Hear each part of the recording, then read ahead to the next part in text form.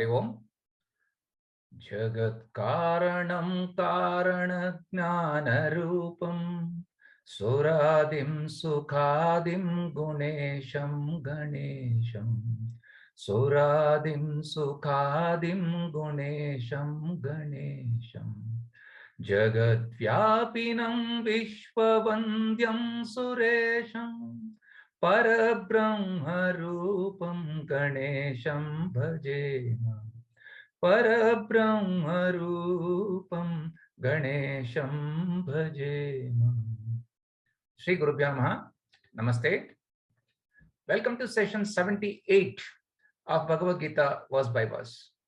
Today, we are going to commence study of one of the very beautiful and significant chapter 11 called Viśvarūpa Darshana Yoga. We have been listening Krishna telling us in all the earlier chapters that he is Karana, he is the Dharta of this world, and the whole world is in him. In the just concluded Vibhuti Yoga, we heard 72 Vibhutis of Krishna, that is Ishvara himself. Krishna proclaims that the whole Jagat in his manifestation is his manifestation. In the previous chapter, we saw the best of best manifestations of Krishna. Here in this chapter, we are going to see through Arjuna not so pleasant vibhutis of Lord. This is what Krishna means when he says he encompasses everything in this universe, good and bad. We are going to see the need of divya cakṣuḥ to have the darshana of Viśvarūpa and how Arjuna's reaction moves from ascharya to bhaya to bhakti. With this background, let's get ready to have Viśvarūpa darshana of the Lord. To begin with, we will take up first 5 verses of the chapter today. At the end of session, we will have the chanting of these verses from 11.01 to 11.05 we studied in today's class. Before Dr. Hegde sir inducts us to this chapter, Dr. Ravi Shankar sir will take us through the mantras of Mundakopanishad we studied in our last session. Dr. Ravi Shankar sir. Shri Gurubhyo Namaha. In these set of mantras of the Mundaka, the 8th mantra says that meditation, the forerunner of creation, Brahmaji joyfully swells chiyate, a figurative preparedness, and produces annam through Maya Shakti, and then the prana, manaha elements and the verse of action. In the next mantra, with the same tapas comes knowledge, both as sarvajnaha, as the total knowledge of para and apara, and the sarvavid as the knower of the minutest details. All the nama rupa is thus formed. The next mantra tells us, and in the next slide, the lower knowledge leads us to the world of transmigration. The higher knowledge leads us to the world of liberation. Now let us look at the mantras of the Karma Kanda. The truth is from a lower order of reality. The karmas seen in these mantras of the rishis were in vogue in the Treta Yuga, right from Sri Rama's time. And even now, if they are continued to be practiced, the desired objects would be ours because they are time tested, but it has no spiritual growth. Desire within the limits of dharma is nishkama karma. But when there is karma and artha alone, it becomes sakama karma. This nitya nishkama karma is the only one that purifies the mind. The next mantra talks about the Agnihotras. They kindle the fire with patience and care. Into the tongue of the flames, they pour the oblations to propitiate Pitru, Indras, Agni Devata, and with lot of Shraddha, but it is a costly affair. The next mantra highlights the description of the Agnihotra. They are not, if these terms and conditions are not followed, the results would be annulled. They must be executed to perfection for fulfillment. But if their world is lost for the next 7 generations, if they are not done the right way, probably there's a way to dissuade people from these practices. The next mantra highlights the fire being a symbol of meditation, thoroughly being studied, shows the 7 types of flickering flames which act as a conduit or courier to the Prajapati. As we see in the next mantra, the benefit of these flames is that it leads to heaven when oblation is done at the proper time, just like the sun rays lead light. In the next mantra, Ehi Ehi is a great beckoner. It's like, come here, addressing the sacrificer with Priyam Vachanam, with very nice soft words to say, you have done great deeds in the Manushya Loka, and so you deserve the Brahma Loka. The next mantra says, these rituals are inherently undependable, like a broken boat to cross the samsara sagar. And why is that? Due to bandhakaratvam, atriptikatvam, and dukkhamishritatvam. Those who acclaim it as desirable are indeed ignorant and called mudaha. And they are, of course, subjected to punarapi jananam, purarapi maranam. Criticism is to the identification with the ritual and not the ritual itself. The 8th mantra tells us those who gloat over this ignorance and feel that they are wise and learned is like carrying the oppressed and the miserable people with them, just like a blind man leads another blind person. In the next mantra, engrossed in many ignorant ways is delusion, just like a child playing with toys attains the goal, and they, depending on these sacrifices with desires, continue to be in delusion and they have no wisdom. This mantra, which is avidyayam up to chavante, is a very oft quoted mantra. The next verse says that these desires which are motivated to give us actions through these rituals, they go to the highest of sensual pleasures, but they definitely will drop to the inferior lokas. They are the paramudas, they are the filtered foods. Having heard all this, the next mantra gives us an awareness. Is there an alternative is the question. And so penance with shraddha, with a mental solitude, with sense control, a simple life of a learned person who is called as a vidvamsa, they neutralize the papas, which is called as viraja prayanti. They get shuklagati, go to the Brahma Loka through Krama Mukti, and if they get jnanam there, that's good, but if they don't, they're back to the lokas as explained in the chapter 8 of the Bhagavad Gita. Now comes the 12th mantra, which is a very favorite mantra for our teacher and very important. Pariksha lokan karmachittan brahmanaha nirvedha maya na asti akrita kritena tad vijnanartham sahagurum eva abhigachet samitpani shrotriyam brahmanishtaha. This verse explains 3 aspects: living intelligently, need for self-knowledge, and Guru Shastra Upadesha.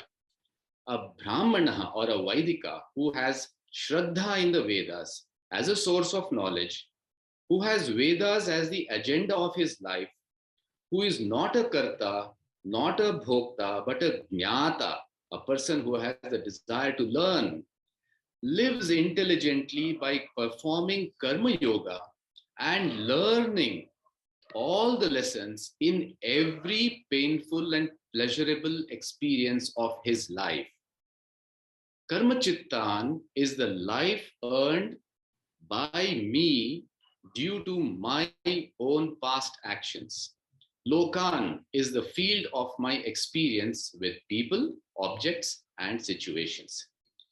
Pariksha is to examine all this Lokan that we have understood by now. Nirvedanam, moha is in our intellect, and that's an impurity. And we have to develop vairagya to this moha. To look for a permanent source of peace and happiness in a nitya vastu is akrita, which has been very well brought out by Pujya Swamiji Paramarthanandaji, based on the Shankar Bhashya. Kritena is a finite source of peace and happiness. We must refine the mind with Chitta Shuddhi and transcend the Raga Dveshas, develop sadhana chatushtaya sampatti, and have emotional maturity. Tad vijnanarthanam. Knowing this, being happy about the diagnosis of the samsara disease, but with a disbelief, we begin a self-inquiry, trying to analyze, to have a doubt-free knowledge.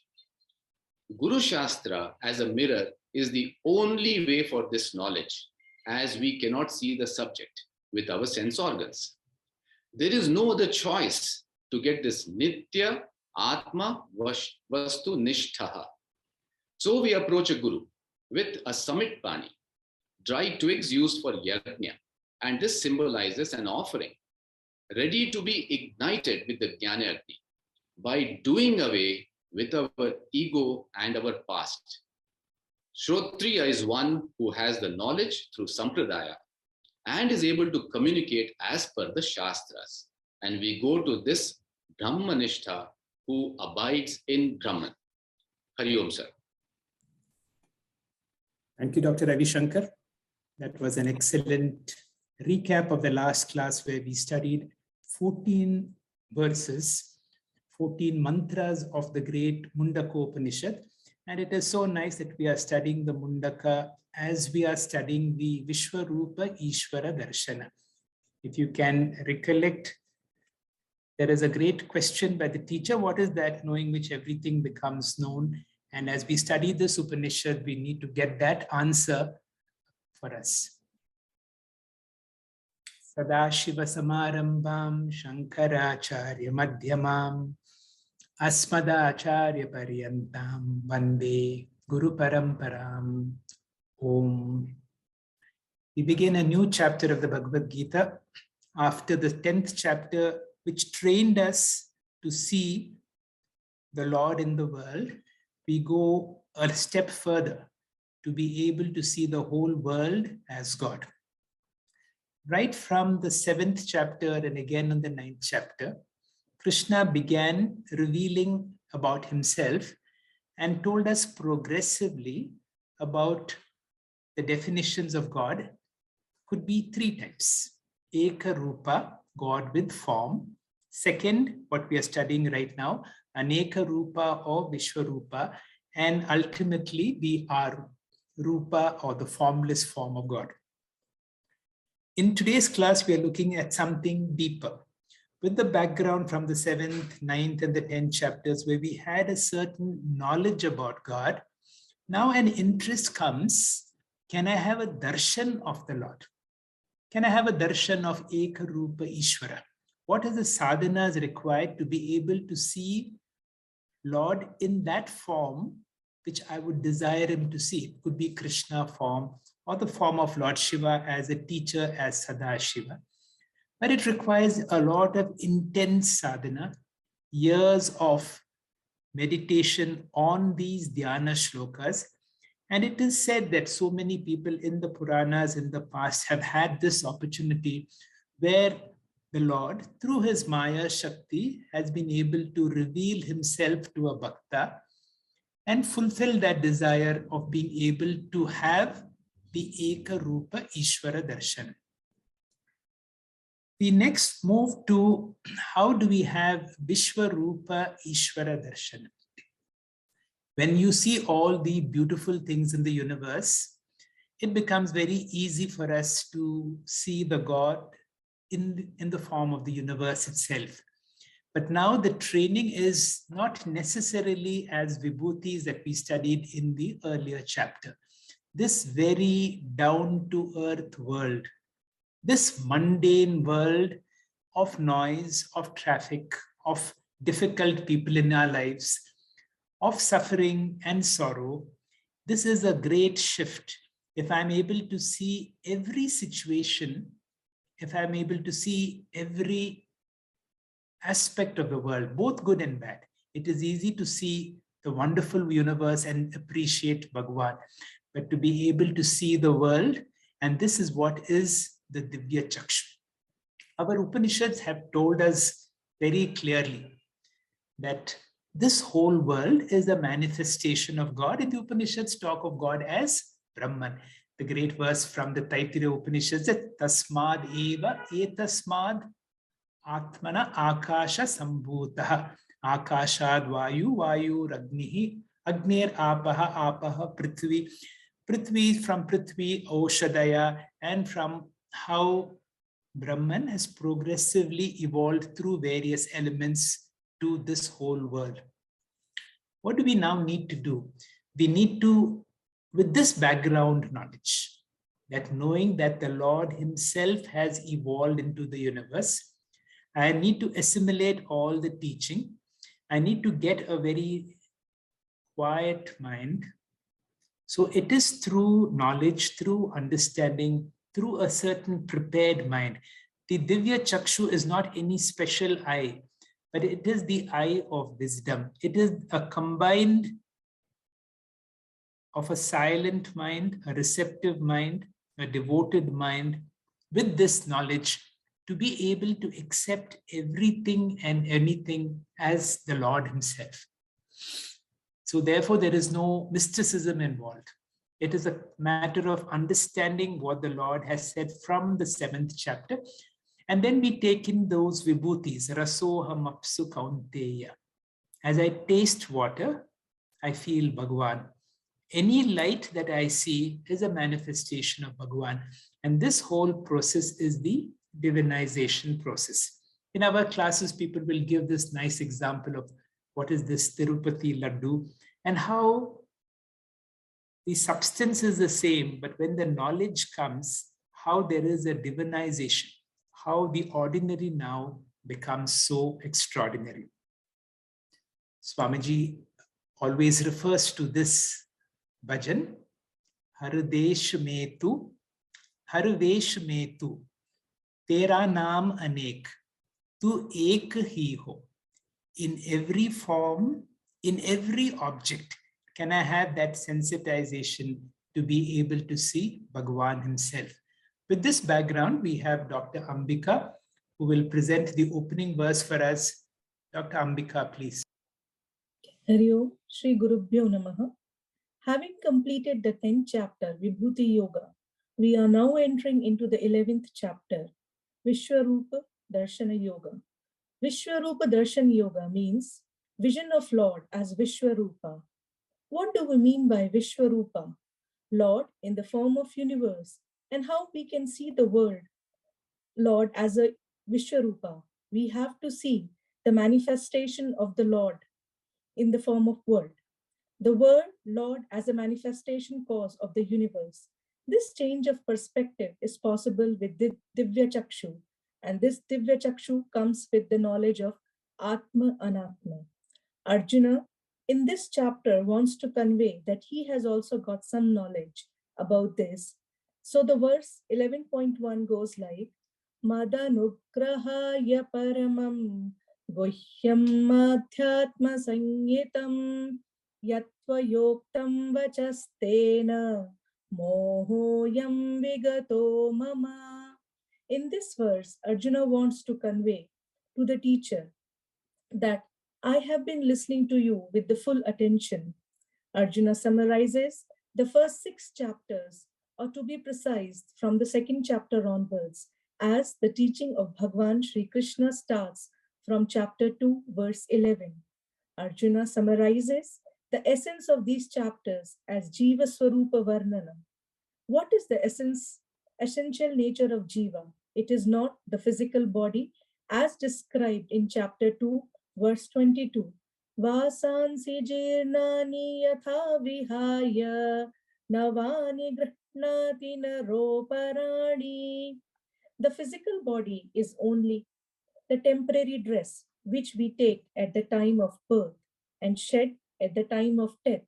Similarly, the mind is also a temporary instrument used in Jagrata and Swapna state, shed at the time of deep sleep.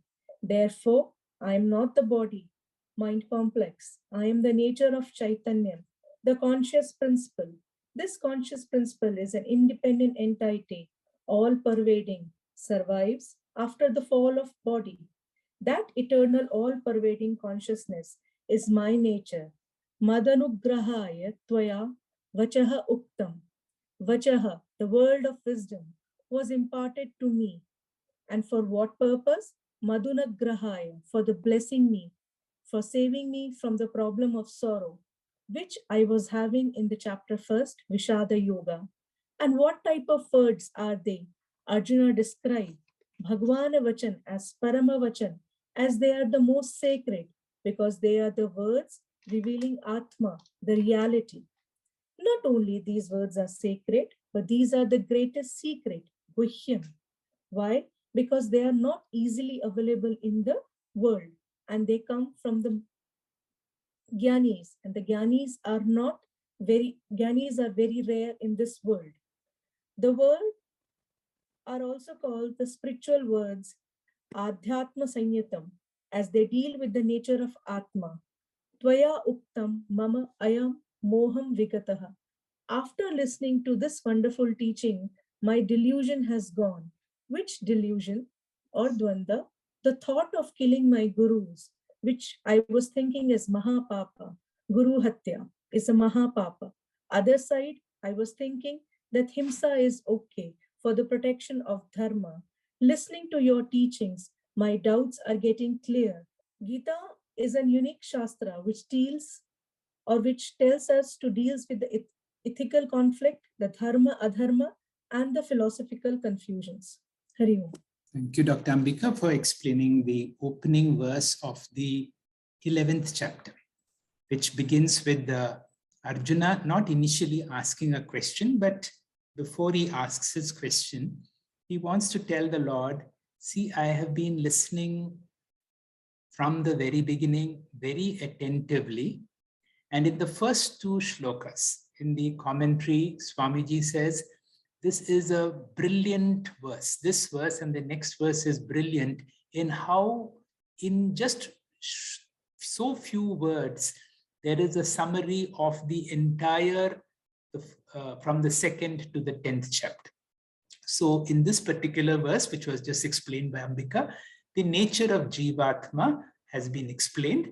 And Arjuna tells, your teaching is such a great teaching. It is such a blessing for me. Many of my misconceptions have all been cleared. The greatness of Vyasacharya is that the entire, almost all the verses are in Anustup Chandas. That means they should be 8 sounds. But this particular verse, the opening line has got 9. And it is said once in a while when a Rishi like Vyasacharya does this, it looks like he's done it deliberately. He had all the powers to change the meter, but it is an indication of the freedom that a Rishi has while composing this great teaching. The second verse will be explained to us by Vidya. Vidya, please. Shri Gurubhyo Namaha. Bhavapyayo hi bhutanam Shrutau vistarasho mayaha Tvattha kamalapatraksha Mahatmyam api chavyayam. We see here in this shloka Arjuna's assimilation of the knowledge as explained by Lord Krishna from chapter 7th to chapter 10th. Arjuna sees Lord Krishna as a Jagat Guru. Intense reverence is building up in Arjuna for Lord Krishna. So he addresses him as Kamala Patraksha. O Lord, who is so beautiful with eyes like the lotus petals. We have seen in chapters 7, 9 and 10, Viśvarūpam is dealt with, where Lord is referred to as Jagat Karanam. Lord as the very material cause of the universe, which means the Lord is the basic stuff out of which the universe has emerged and evolved. In the Lord alone, the universe rests, and back to the Lord alone, universe resolves. Srashti, Sthiti, Laya Karanam, Upadana Karanam. Just like the ocean, which is the material cause of the waves that are born out of the ocean, rest in ocean, and resolve into the ocean, God is the material out of which this world has come into being. Therefore, Arjuna says, Bhutanam Tattvaha Bhavapyayo. Bhavaha here means Utpattihi or Srashtihi. Avyayaha, that is Layaha or Pratyayaha, and to supply the third one, Sthitihi. Srashti, sthiti, laya. Characharatmakam jagat. Of all the things and beings, tattvaha is from you alone as the very adhara, the ashraya. The whole creation is like a wave in the ocean of God. Next slide, Doctor. No creation is separate from God, and God is in the form of the world. Maya Shrutau, I heard clearly. How did Krishna teach? Vistaraha, very elaborately. Here, the point to be noted is Upanishadic teachers are not so elaborate as Bhagavan Krishna in Bhagavad Gita. Upanishad assumes that the student needs only a crisp teaching because Upanishadic students are supposed to be Uttama Adhikaris. In Bhagavad Gita, Arjuna represents the Madhyama Adhikari like all of us. Arjuna has repeatedly heard this in detail from the lips of the Lord in chapter 7 to 10. So, Maya Vistarasho Shrutau Tattvaha. I've heard from you repeatedly, very elaborately, Mahatmyam api cha avyayam. Mahatmyam here means Ishvara Mahatmyam, or another name for Vibhuti, that is the glory of the Lord. If we want to know the Viśvarūpa Mahima, we have to open our eyes and recognize it in the world around us. And this Viśvarūpa Vibhuti is Avyayam, which means Shashvatam, limitless and inexhaustible. Therefore, the object of experience, namely Lord as the universe, which is Viśvarūpa Ishvara, is already available in front of us. But if we do not feel the Ishvara darshanam, the problem is with regard to non-preparedness of the seeker, the devotee. And that preparedness is nothing but the purity of mind by reducing the Shad Ripus, Kama, Krodha, Lobha, Moha, Mada, Matsarya, which are like the cataract obstructing the vision of the already available Lord. So, a prepared mind, ahankara, mamakara rahita mind is required. Thus, this verse is a tribute in praise of the Lord and his teaching. Thank you, Doctor. Thank you, Vidya, for a nice explanation of the next verse, the second verse. Again, if you will see, Arjuna is summarizing the next set of verses, the seventh chapter, it's not the 8th chapter, the 7th chapter, the 9th chapter, and the 10th chapter. So the 8th chapter is not brought in here. The 10th chapter will come in the word Mahatyam. Mahatyam describes the various vibhutis. And the nature of the Lord is explained in these words as Jagat Srishti Sthiti Laya Karana.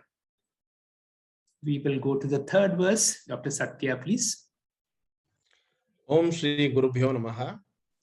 The verse is Evam yetat yatha tattvam Atmanam Parameshvara Drastum Yichhami Te Rupam Aishwaram Purushottama.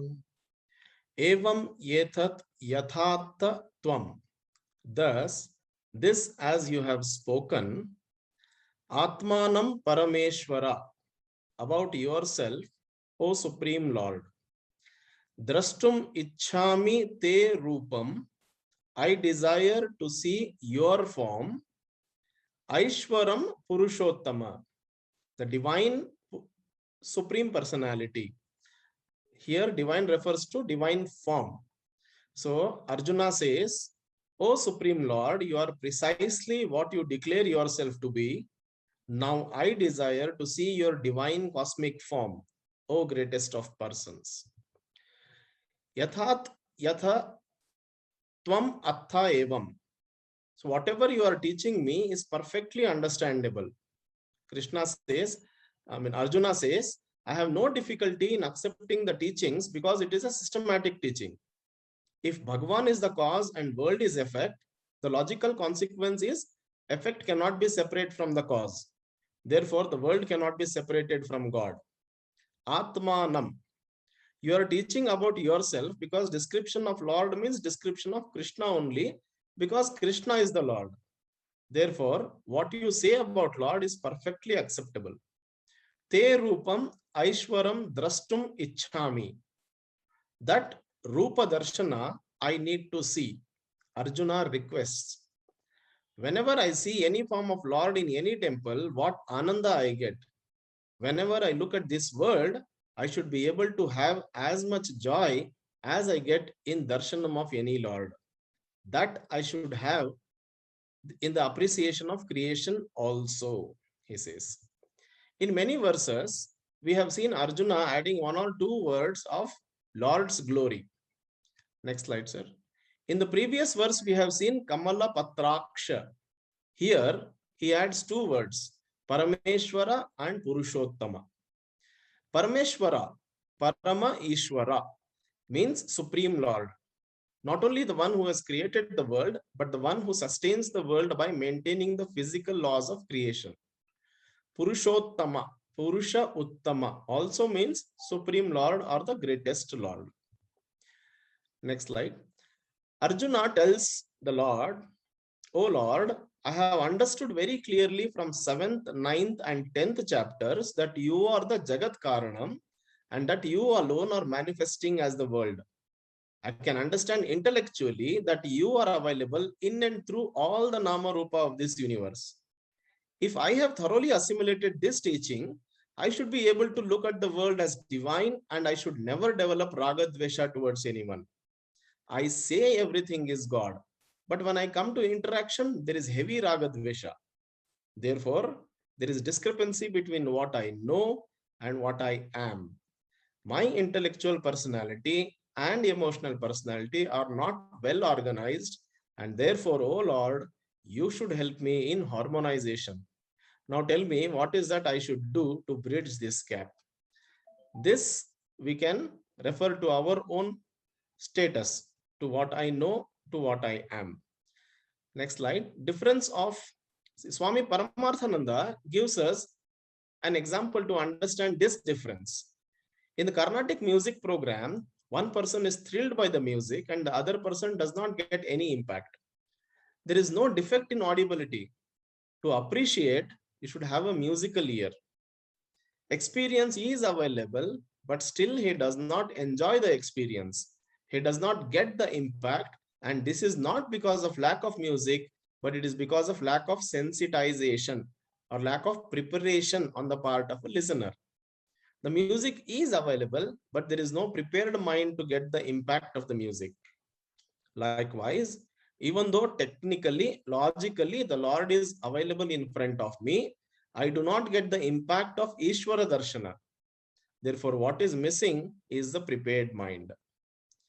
A prepared mind is Ahankara Rahita. Next slide, sir. As we have seen in previous verse, they are the cataract obstructing the vision of already available Lord. When that obstacle is removed, God need not come, but I begin to appreciate already available Viśvarūpa. From this very important point should be remembered. For Ishvara Darshana, I should grow through tremendous preparation. Without my preparation, even if Ishvara comes right in front of me, nothing will happen. It is not with regard to availability of Ishvara, but with regard to non-preparedness of the seeker. Hari Om.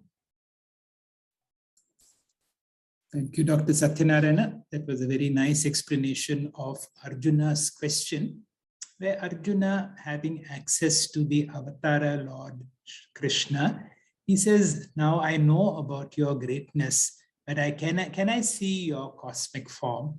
And based on that, we also have an opportunity through Arjuna to see the greatness of the Lord as Viśvarūpa.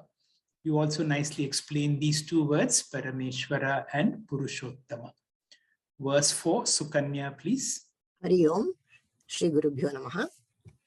After enumerating innumerable glories, the Lord declares, the entire universe itself is His Viśvarūpa manifestation, the various names and forms that we continuously experience. The objects of experience are always in front of us, even before our birth, and there's nothing to seek it afresh. We only need purity of mind to see the Viśvarūpa Ishvara Darshana with reverence. Arjuna knows well that Bhagavan is the Jagat Karanam, the ultimate cause of the universe, source and dissolution. Just as the gold is the cause of ornaments, clay for the pot, and water the cause for waves and the ocean. But he did not have the full impact of Viśvarūpa darshana because of the obstacles in his mind in the form of ahankara and mamakara. That's why he requests the Lord for divya cakṣuḥ, the third eye of wisdom, for a glimpse of the cosmic form. Verse goes like this. Manyase yadi tachakyam maya drishtam iti prabho yogeshvara tato me tvam darshayatmanam avyayam. O Lord, if you consider that it can be seen by me, your universal form, please give me that extraordinary vision. Next slide, sir.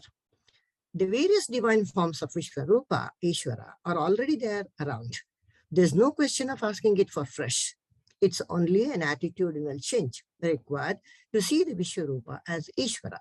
This shift is not with the eyes, but with some change in the mind and attitude. This can happen only with purity of mind and reduction of ahankara and mamakara. Next slide, sir. Sanjaya was blessed with a divine vision by the great sage Vyasacharya, the author of Mahabharata, because of which he could foresee the happenings at the Kurukshetra war and narrate the same to the king Dhritarashtra in the palace itself. This was possible because Sanjaya had mastered his sense organs and he was a Jitendriya. In the final chapter of Bhagavad Gita, Sanjaya acknowledges this with great reverence to the Acharya, because of whose blessings he had the fortune to listen to the great yoga of divine wisdom from the Lord himself directly. Yogam yogeshvarat krishnat sakshat katayata swayam. Purity of mind can be achieved over a period of time through sadhanas. Karma yoga, upasana yoga, sadhana chatushtaya sampatti, shravana manana and nididhyasana, resulting in gradual reduction of ahankara and mamakara, raga, dvesha. Here, Arjuna requests Bhagavan to temporarily bless him with the divine wisdom if the Lord considers him to be eligible for such a benefit. This benefit is temporary and not going to be permanent. It's just like returning precious gold ornaments borrowed from someone. Arjuna calls Krishna, Hey Prabhu, Yogeshvara, looks upon Bhagavan as the master, Swami, which is an ideal attitude of a karma yogi. Yoga plus Ishvara, Yogeshvara, means master of all spiritual seekers and one with the magical powers. Swamiji narrates Arjuna's request like this. Yasman aham ativa arthim drishtum shakyam iti tvam manyase tatvam me avyayam atmanam darshaya. O Lord, Yogeshvara, if you consider me as eligible, bestow upon me chitta shuddhi to have a glimpse of your divine form. Arjuna knows the whole universe is the Viśvarūpa manifestation of the Lord, but he is unable to have the impact of divinity the way it should be. While he is happy and expresses wonderment at the glories, he is not happy with the not so good objects, situations in the world. Next slide, sir. Attitudinal shift from being Anekarupa Ishvara Bhakta to Anekarupa Ishvara Bhakta can happen only through purification of mind, by assimilating the messages in these verses. Chapter 7. Etat yonini bhutani sarvanitsu upadharayaha aham krisnatta jagataha prabhava pralayastada mai sarvamidam proktam sutre maniganaiva bijam mam sarvabhutanam vitti partha sanatanam. Next slide, sir. Whatever glories you see around are his manifestation. This humble thinking is a shift from Ekarupa to Anekarupa Ishvara Darshana. Swamiji has a Tamil quote here. Teenul Vinalai Nandalala. Even when I touch the burning fire with my hands, it's a suffering, but I see that suffering as Nandalala. The message here is, even when life has suffering from Adhyatmika, Adibhuta, Adidaiva causes, I see that suffering as Viśvarūpa and I do not develop hatred, no complaints. I accept everything as the grace of God. World is the same. How you see is what matters. Seeing the world as God is Viśvarūpa darshana. This is a stepping stone between Ekarupa Ishtadevta Bhakti to Arupa formless Nirguna Bhakti. It's a mental understanding, a cognitive divinization. I have to accept everything as manifestation of Bhagavan. This is a shift from mine to not mine, removal of ahankara and mamakara. Thank you, sir. Hari Om. Thank you. Thank you, Sukanya, for a very nice explanation of Arjuna's question continues. And here he is requesting the Lord to accelerate the process. This process is normally done through a lot of sadhanas, but we also know one thing, that unless we have the grace of the Lord, all that we need to do is request the Lord to make us more sensitive to see him around, because this world is the same, but it is how you see it. Swamiji gives an example of a person seeing a statue of Nataraja. One person may take a camera to take a picture of it. The other person reverentially bows and offers a flower. Now, the object of experience is the same, but the divinization process has happened to a devotee. So now we can use the same request that Arjuna has done to Yogeshwara Krishna. Krishna has special powers. Why should he give those powers to Arjuna alone? Can he radiate those powers to each of us, so that let us be sensitive to this world and to be able to see Shri Krishna as this world. This is a great shift. The shift from Eka Rupa to Aneka Rupa requires the help of Yogeshwara Krishna. The last verse for today will be explained by Dr. Vidya. Dr. Vidya, please. Hari Om. Shri Guru Bhyo Namaha.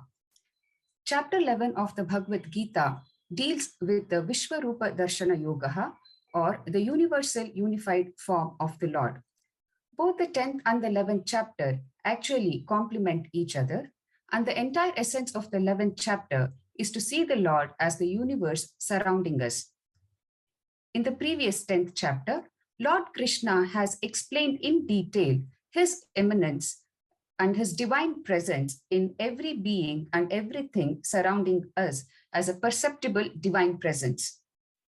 In the opening stanza of the 11th chapter, Arjuna expresses his complete satisfaction and understanding of the glories of the Lord. Arjuna then thus speaks. He says that his delusion, anxiety, and confusion has completely been removed. He says that his worldly ajnana, that is discerning between right and wrong, and spiritual ajnana, that is the difference between Atma and Anatma, has also been completely removed. But he is still not experientially satisfied, in that he has not been able to visualize the universal, the unity in diversity, and the unchanging form of the Lord. So he requests Lord Krishna to unify everything for him and help him to see the unchanging true nature of the Lord. He wants to envision the Lord as the universe surrounding us. When an ardent student who has completely understood the discussion of a particular subject then asks a very reliable doubt to her or his guru, then the true guru, out of true kindness to the Shishya, will clarify all the doubts of the Lord. In the similar way, when Arjuna asked the Lord to help him show him his Viśvarūpa form, the Lord then grants him divya cakṣuḥ, or temporary vision of wisdom, and helps him to see the Lord as the universe surrounding him. Arjuna then tries his best to envision the Lord in the form of the universe surrounding us. Now, coming to the shloka. Shri Bhagavan Uvacha Pashya me partha rupani Shatashota sahasrashaha Nana vidhani divyani Nana varna kriti nicha. The Supreme Lord says, Pashya me partha, behold me, Arjuna, O son of Partha, Rupani Shatashotaha, in my being, which could be 100 different forms, Sahasrashaha, could be 1,000 different forms, Nana Vidhani, different types, Nana Divyani, different divine manifestations, Nana Varnani, could be in different colors, Akriti Nicha, could be in different shapes and sizes. There is no mantra to be chanted for realizing the Lord's Viśvarūpa. The Lord has already arrived in the form of the universe surrounding us. What is required of us is to develop a divine sight or divya cakṣuḥ that will enable us to see the unified form of the Lord in all beings and things surrounding us. There should be a change in one's perspective towards the world, and this should be more of an attitudinal change and not merely a physical transformation. The divya cakṣuḥ here again does not mean an extraordinary vision. In fact, it is a very ordinary vision, but sought by a true seeker who has pure, pristine consciousness and anthakarana. A karma yogi who lives with the attitude of Ishvara Arpana Bhava and Ishvara Prasada Bhava, who has raised above Raga, Dvesha, Kama, Krodha, and ego. Only such a person can appreciate the Lord appropriately. And this is possible only with Nirantara Shravana, Manana, and Nididhyasana. If we see the world with the feeling of divine presence of the Lord in every being and everything, then the Lord will readily manifest for us to see him very easily. And this is the entire essence of the 11th chapter and can be illustrated with a beautiful analogy. If someone gives us a laddu to eat, then we will consume it merely as a sweet and savor its delicacy. On the other hand, if at the time of giving the laddu, they tell us that this is actually Tirupati Prasadam, then our stance changes immediately. The laddu is then consumed with a lot of reverence and gratitude. Similarly, if we see the engulfing universe with a feeling of divine presence of the Lord in every being and everything, then the Lord will manifest for us readily for us to see him. This is the entire essence of the chapter. The Viśvarūpa darshana of the Lord dispels completely the confusion, uncertainty, and anxiety from Arjuna's mind. To conclude, another analogy, if there is an object beyond the focal point of a telescope, then the observer is not able to see the object, even though the object is very much there. So in order to bring the object into focus and within our field of vision, the observer has to make necessary changes in the telescope. Similarly, the Lord here helps Arjuna to make necessary changes in his attitude and inward adjustments so that Arjuna can perceive what is there in front of him all the while. Hari Om. Thank you, sir. Thank you, Dr. Vidya, for a nice explanation of that verse where the Lord is now considering Arjuna's question, whether to reveal his form, whether to accelerate the process. As we know, if a person's mind is not prepared, you will not be able to enjoy, you will not be able to appreciate. So Yogeshwara Krishna has to do some fast forwarding to help Arjuna to see the universal form of the Lord. This is possible for all of us. Now, if we are in this process of the sadhana of karma yoga and upasana yoga, and over a period of time, if the mind becomes calm, it is possible for us to have this vision. But there is a certain difference between the exalted vision that the Lord gave and a certain extended vision. Arjuna had the grace of being able to see the past, the future, not only this world, but other worlds also. And based on some of these descriptions of the Gita verses, artists have given variety of pictures of Viśvarūpa, Ishvara darshana, showing multiple heads, multiple hands, all forms, which sometimes can mislead us from the real vision that all I want to see is, can I be very sensitive to this bhumi that I'm sitting on as Goddess Lakshmi? As I walk on this ground, let me feel the presence of the Goddess. Everything that I see, everything that I touch, everything that I experience, everything that I smell and taste, Rasoham apsu kaunteya, is none other than the Lord. Now, if this sensitivity is there, then what happens, even when unpleasant things come to us, I will have the ability to accept that also as a Lord, because the Lord knows what is good for me. And therefore, my raga, dvesha becomes blunted. My uniqueness of my mind itself disappears. The whole process is to negate the mind, and along with the mind, the ego goes. And when the ego is disappeared, we become one with the Lord, and then we have the ability to move from Viśvarūpa to Arupa. With that, we conclude today's class, and the next class will be a continuation of another 5 verses. We will go slow in this process so that through this sensitization, the message of the Lord is, let me become very, very sensitive to this whole world as none other than Bhagwan himself. Aruni Shankar will render these first 5 verses. Aruni, please. Om Shri Paramatmane Namaha. Atha Ekadashodhyayaha Viśvarūpa darshana yōgaḥ. Arjuna uvacha Madanugrahaya paramam guhyam adhyatma sangnitam yatva yogam vachastena mohoyam vigato mama bhavapyayo hi bhutanam shrutau vistarasho maya tvattah kamalapatraksha mahatmyamapi chavyayam evametat yatha tattvam atmanam parameshwaram drashtumichhami te rupam aishwaram purushottama manyase yadi tacchakyam maya drashtumiti prabho yogeshwara tato me tvam darshayatmanamavyayam.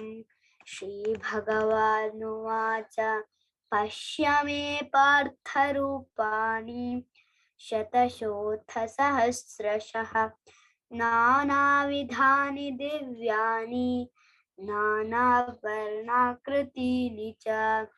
Harihi Om. Shri Gurubhyo Namaha. Harihi Om. Tat Sat. Thank you, sir.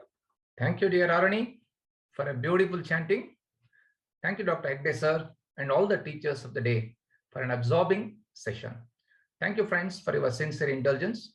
In our next class on Monday, 7th February 2022, let us continue study of this chapter. Please log in by 6 p.m. on Monday. Until then, Jai Shri Krishna. Om Purnamadah Purnamidam Purnat Purnamudachyate Purnasya Purnamadaya Purnamevavashishyate. Om Shanti Shanti Shanti. Harihi Om.